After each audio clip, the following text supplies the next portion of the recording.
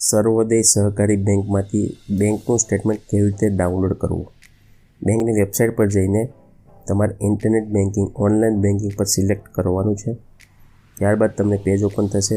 તેમાં તમારે કન્ટિન્યુ પર ક્લિક કરવાનું છે.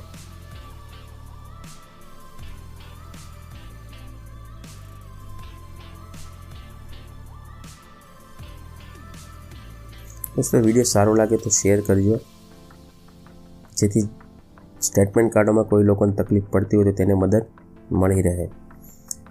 અવનવા વિડીયો કે લોનની ઇન્ક્વાયરી માટે કે લોનની જરૂર હોય તો તમે અમારો કોન્ટેક્ટ કરી શકો છો. એના માટે મેં તમને વિડીયો બતાવેલા છે.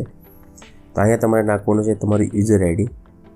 ત્યાર પછી લોગિન પર ક્લિક કરવાનું છે અને પાસવર્ડ નાખવાનો છે જે તમને બેંકમાંથી આપેલું હોય, અથવા તમે જે સેટ કરેલો હોય પાસવર્ડ ચેન્જ કર્યો હોય તે પાસવર્ડ નાખવાનો છે. ત્યાર પછી લોગિન પર ક્લિક કરવાનું છે. લોગિન પર ક્લિક કરશો તમારું પેજ ઓપન થઈ જશે. ત્યારબાદ તમારે સ્ટેટમેન્ટ ડાઉનલોડ કરવાનું છે. તો અહીંયા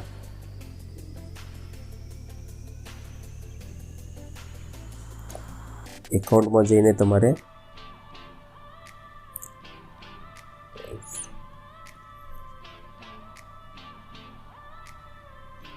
અહીંયા તમને દેખાશે ગિવન અ પીરિયડ સ્ટેટમેન્ટ, એના પર સિલેક્ટ કરવાનું છે. અહીંયા તમને બેંક એકાઉન્ટ દેખાશે. અહીંયા પર કઈ તારીખથી કાઢવાનું છે તે તારીખ સિલેક્ટ કરી દેવાની છે. મારે ફેબ્રુઆરી 2022થી જોઈતું છે અત્યાર સુધીનું, તો હું આજની તારીખ સિલેક્ટ કરી દઈશ.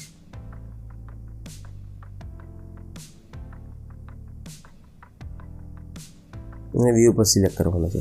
જેવું વ્યૂ પર સિલેક્ટ કરશો એટલે તમને સ્ટેટમેન્ટ દેખાઈ જશે.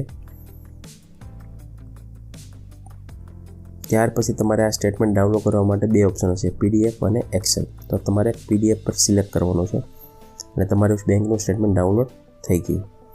જે તારીખ કાઢવું હોય તે તારીખ સિલેક્ટ કરીને તમે કાઢી શકો છો. માનો કે મારે એક વર્ષનું કાઢવું છે તો તારીખ હું સિલેક્ટ કરીશ જાન્યુઆરી 2022થી અત્યાર સુધીનું.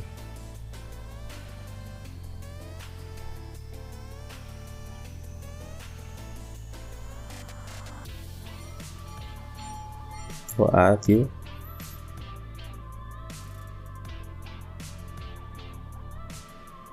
સ્ટેટમેન્ટ ડાઉનલોડ PDF પર સિલેક્ટ કરશો અને સ્ટેટમેન્ટ ડાઉનલોડ થઈ જશે PDF ફાઇલમાં, જે આ સ્ટેટમેન્ટ તમે મોકલી શકો છો.